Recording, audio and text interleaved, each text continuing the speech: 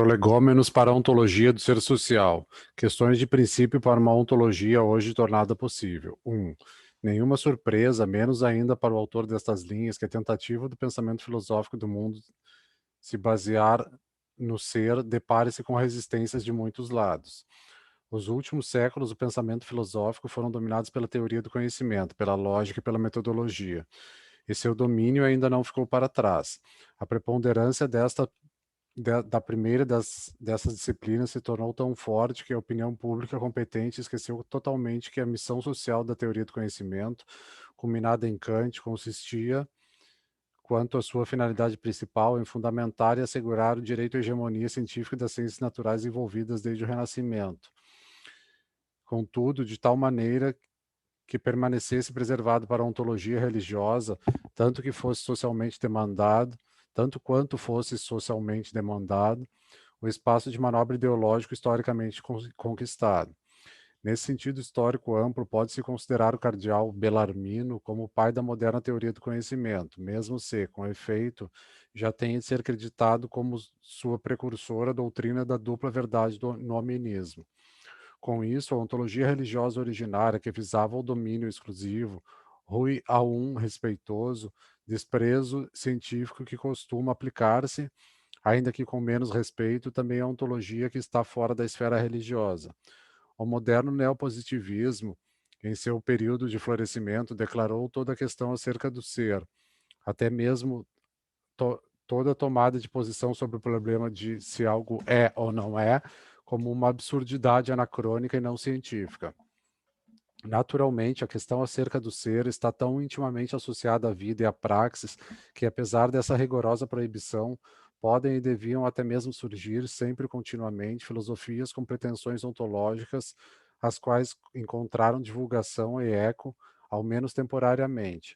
Basta se referir a Russell, a Scheller, a Heidegger e ao existencialismo francês, para se ter de reconhecer a ineradicabilidade da abordagem ontológica dos problemas do mundo como um fato não negligenciável também no pensamento de nossa época. Contudo, as observações a seguir nada têm em relação com tais tendências de nossa época.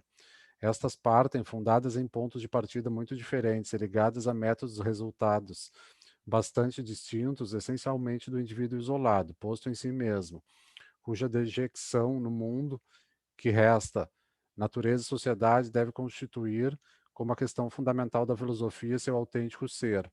Aqui não se pretende nenhuma crítica a essas concepções, se não fosse por outro, simplesmente porque, com a exceção de Husserl, que lutou com perseverança intelectual quase heróica contra estas conclusões, da própria colocação da questão seguiu-se uma atitude racionalista para com a realidade, cuja contraditoriedade e insustentabilidade já tentei demonstrar em outras observações.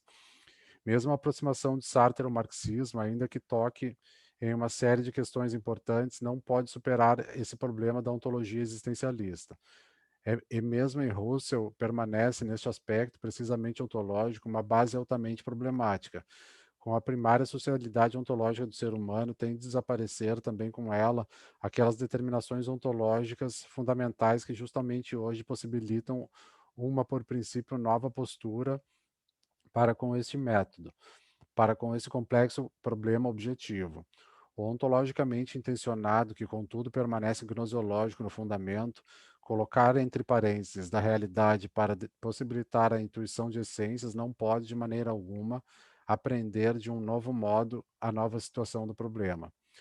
Nossas observações desejam, antes de tudo, determinar a essência e a especificidade do ser social.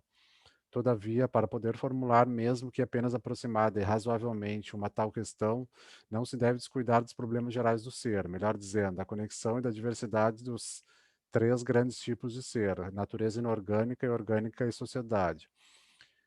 Sem conceber essa conexão, essa dinâmica, não se podem formular corretamente as autênticas questões ontológicas do ser social, muito menos conduzi-las a uma solução que corresponda à qualidade desse ser. Não é preciso conhecimentos eruditos para se estar sempre seguro de que o ser humano imediato e, por último, inexoravelmente, também pertence à esfera biológica, que sua existência, sua gênese, seu discurso e fim estão fundados ampla e decisivamente nesse tipo de ser. E também deve-se considerar como imediatamente evidente que não apenas os modos de ser determinados pela biologia em todas as manifestações da vida, tanto interna quanto externamente, ao fim pressupõe incessantemente uma coexistência com a natureza inorgânica, mas também como o ser social sem ininterrupta interação com a esfera biológica seria ontologicamente impossível poder se desdobrar interna bem como externamente. Uma tal coexistência dos três grandes tipos de ser, incluindo suas interações, assim como as distinções essenciais, é, portanto, um fundamento tão invariável de todo ser social que nenhum conhecimento do mundo, que se desdobre a partir de seu solo, nenhum autoconhecimento do ser humano pode ser possível sem o reconhecimento de uma tal base diversificada como fato fundamental. Já que esta situação ontológica também embasa toda a praxis humana, ela deve, de modo necessário, constituir o ponto de partida ineliminável para cada pensamento humano, que, por último, como deve ser mostrado, dela provém para conduzi-la e modificá-la e consolidá-la, etc., o papel da ontologia na história e no presente do pensamento humano. É, portanto, concretamente determinado pela qualidade ontológica do ser humano enquanto tal, e por isso é, de fato, não apenas abstrato e verbalmente ineliminável de qualquer sistema de pensamento, de qualquer esfera de pensamento e, obviamente, sobretudo, de qualquer filosofia. Apesar disso, e não por acaso, o essencial do ser é completamente obnubilado nas antigas ontologias, é mesmo, muitas vezes, inteiramente desaparecido, ou, nos casos favoráveis, constitui apenas um momento quase desaparecido, na consideração como um todo. Isso tem tantos fundamentos diversos que, em sua totalidade, em sua conexão real, em suas importantes contraditoriedades, apenas poderá ser esclarecido, tanto quanto possível, no curso dessas considerações. Aqui devemos nos limitar apenas à versão mais geral das contradições centrais. Por um lado, uma consideração ontológica acerca do ser social é impossível sem buscar seu primeiro ponto de partida nos fatos mais simples da vida cotidiana dos seres humanos. Para demonstrar esse estado de fato das condições, nas condições as mais primitivas, tem de ser lembrada a frequentemente esquecida trivialidade de que apenas uma lebre existente pode ser caçada, apenas uma cereja existente pode ser colhida, etc. Todos os pensamentos cujos pressupostos e conclusões percam este fundamento último em sua totalidade, Ganzheit, em seus resultados finais, devem se dissolver subjetivistamente a si próprios. Ao que se opõe, por outro lado, que igualmente como decorrência de um fato fundamental do ser humano, a saber, que nunca somos capazes de agir com pleno conhecimento de todos os componentes e consequências de nossas decisões, o ser real se mostra, com frequência, de um modo distorcido também na vida cotidiana. Em parte, os modos de manifestação imediatos velam o essencial do realmente ontológico. Em parte, nós mesmos projetamos no ser, com analogismos precipitados, determinações que são completamente estranhas a ele e apenas imaginadas por nós. Em parte, confundimos o meio com o qual nos fazemos conscientes de momentos determinados do ser com o próprio ser, e assim por diante. Deve-se, portanto, de fato, a partir da imediaticidade da vida cotidiana, ao mesmo tempo, todavia, para além, deve-se ir ainda além para poder aprender o ser como autêntico em si. Deve-se, contudo, ao mesmo tempo, também considerar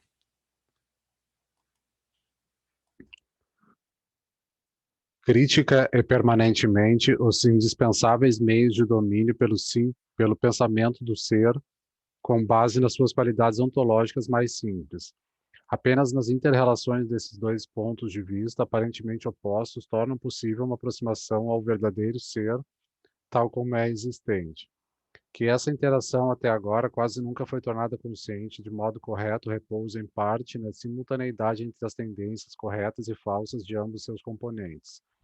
Em parte, mesmo com frequência em primeiro lugar, em que os seres humanos não têm encontrado aqui diretamente a correta solução a ser obtida, ao contrário, encontraram-se casualmente na medida em que tentaram satisfazer necessidades ideológicas determinadas, diretamente correntes.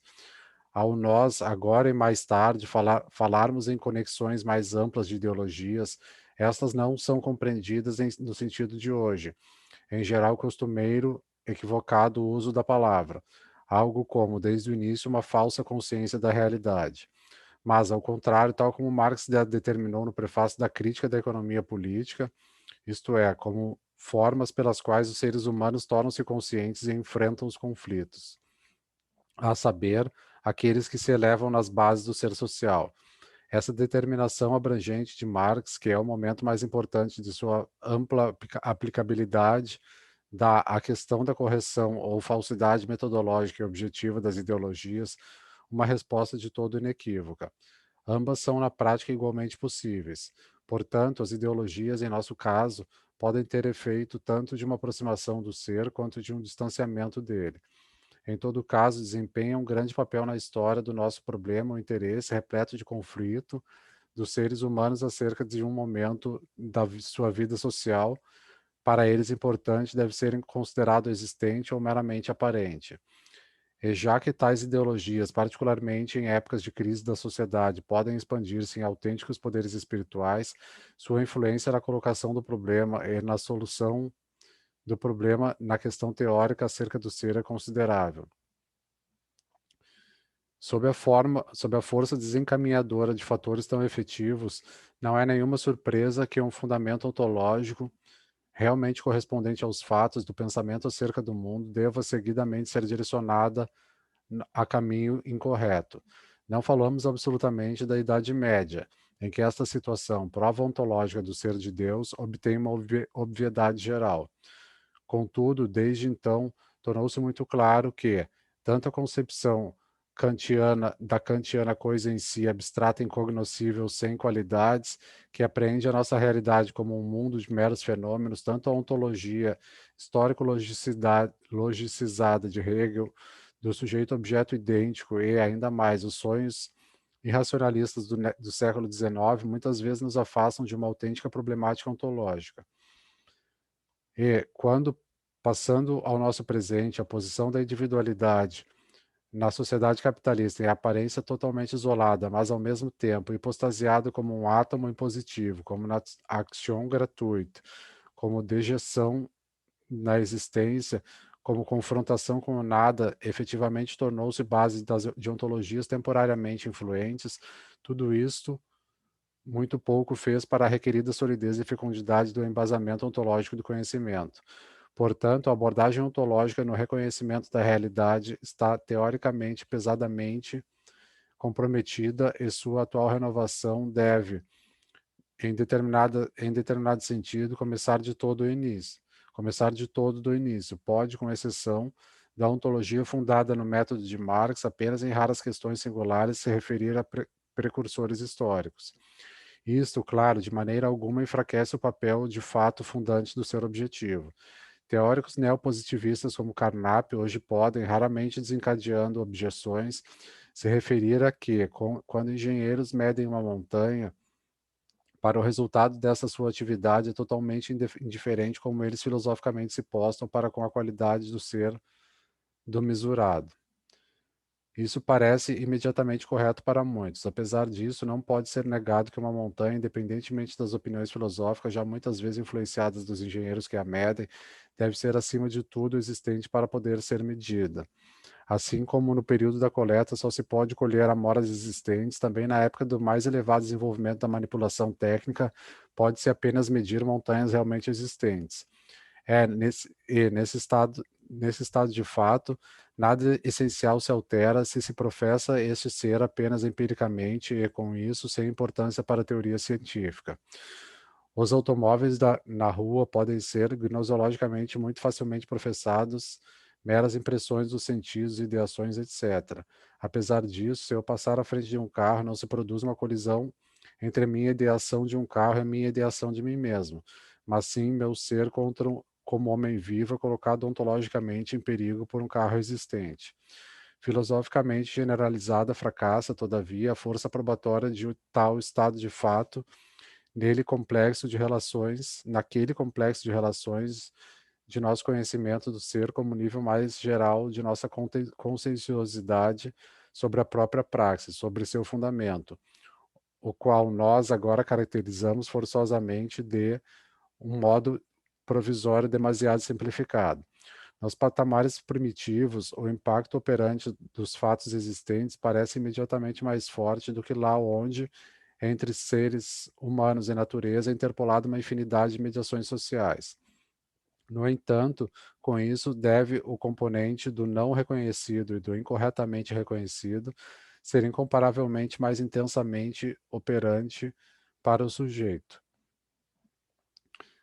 É, portanto, muito compreensível que isto, ao tornar-se operante com base em analogias, projete sobre a realidade estado de fato imediatamente como existente, que a praxis e, antes de tudo, toda a sua justificação intelectual e social permanece também por este fortemente orientadas. É suficiente recordar sobre isso o poder operante através de milênios de representações, Vorstellung, mágicas sobre o que é o ser. Se estas, com o desenvolvimento da praxis, do autêntico conhecimento da realidade que dela emerge, foram agora gradualmente substituídas, não se pode igualmente desprezar a dialética passagem uma na outra de verdade e falsidade no conhecimento dos objetos, circunstâncias, meios, etc., da praxis. Já enfatizamos que o ser humano não é nunca capaz de agir em todos os momentos de sua praxis com pleno conhecimento. No entanto, com isso, a fronteira entre verdadeiro e falso é uma rica fronteira histórico-social que flui sob condições, isto é, concepções que se provaram falsas para o desenvolvimento ascendente da praxis social e das ciências podem, por longos períodos de praxis, oferecer uma base aparentemente segura que supostamente funciona bem. Pense-se, por exemplo, na astronomia ptolomaica na Antiguidade e na Idade Média. Navegação, determinação do calendário, cálculo de eclipses solares e lunares, etc., podem ser, com sua ajuda, satisfatoriamente alcançados segundo as demandas da praxis social de então, que, com isso, também o resultado geral necessariamente decorre desse sistema. O caráter geocêntrico do universo desempenhou ideologicamente um grande papel na conservação da falsa imagem da realidade, na exasperada oposição entre a nova verdade contra a nova verdade em geral, igualmente conhecido. Ao mesmo tempo, o caso todo mostra quão grandes obstáculos sociais frequentemente devem ser ultrapassados para poder se aproximar no pensamento do ser autêntico.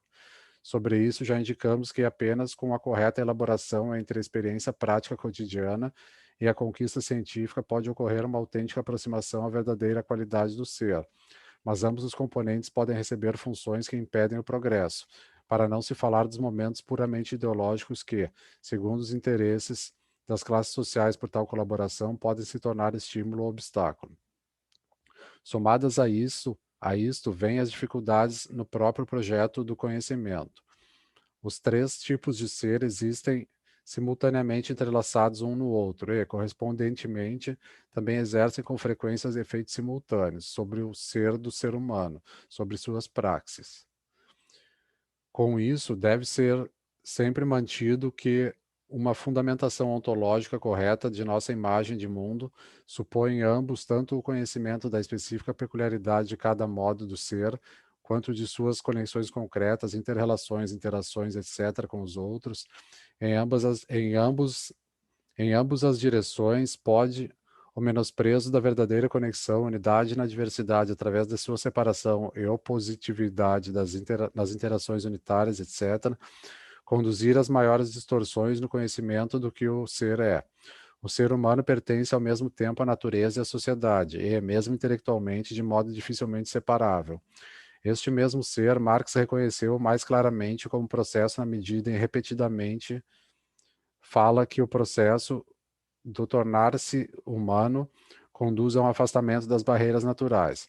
Sobre isso é importante ressaltar: fala-se de um afastamento, não de um desaparecimento das barreiras naturais, jamais de sua completa superação. Por outro lado, todavia, jamais se trata de uma qualidade dualística do ser humano. O ser humano nunca é imediatamente, por um lado, ser humano social e, por outro, pertencente à natureza. Sua humanização, sua socialização não significa qualquer cisão ontológica de seu ser, por exemplo, em espírito, alma e corpo. Mostra-se, por outro lado, que mesmo naquelas funções de seu ser que permanecem para sempre naturalmente fundadas, se socializa no curso do desenvolvimento da humanidade. Basta pensar na alimentação e na sexualidade, nas quais esse processo deve ser evidente para todos. Todavia, com isso, não se podemos, o que ocorre com frequência, imputar determinados traços com frequência negativos do ser social à natureza. Denomina-se, por exemplo, frequentemente animalesca a crueldade humana, esquecendo-se completamente de que os animais nunca são cruéis. Sua existência permanece completamente sujeita à esfera das necessidades biológicas de sua autopreservação e reprodução da espécie. Quando o tigre caça e devora um antílope, o faz no interior da sua própria reprodução prescrita pela natureza, tal como a vaca e a grama. Ele é tão pouco cruel ante o antílope quanto a vaca para com a grama. Só quando já o ser humano primitivo começa, por exemplo, a torturar seu prisioneiro de guerra, emerge como produto casual do tornar-se humano a crueldade, com todas as consequências posteriores sempre mais refinadas. Nota da tradução um pouco anterior. O manuscrito P8 é de difícil leitura. Há uma palavra grifada, escrita em azul e grifada em tinta vermelha. E o grifo riscado com tinta azul. Esse comportamento, fim da nota de rodapé, esse comportamento do ser humano social para consigo mesmo como ser natural é visto objetivamente um processo, de fato um irreversível, um histórico. E, de fato, um irreversível, um histórico. É por isso que é tão difícil. Mais tarde voltaremos aos fundamentos para os seres humanos tomar consciência correta desta sua mais peculiar qualidade de ser. Surge continuamente uma visão dual desta profundamente homogênea, ainda que processual, conexidade. Aqui não se trata mais, claro, de mera primitividade. Ao contrário, justamente o desenvolvimento da sociedade, da civilização, cria atitudes espirituais nas quais o ser humano ativo opõe os fundamentos naturais e sociais de sua atividade como dualisticamente excludentes. Aqui não é possível, nem mesmo em largos traços, um esboço histórico. Contudo, é claro que tais dualismos são produtos de diferentes civilizações, ou pelo menos de diferentes etapas da mesma civilização, nela, ou diferentes camadas sociais.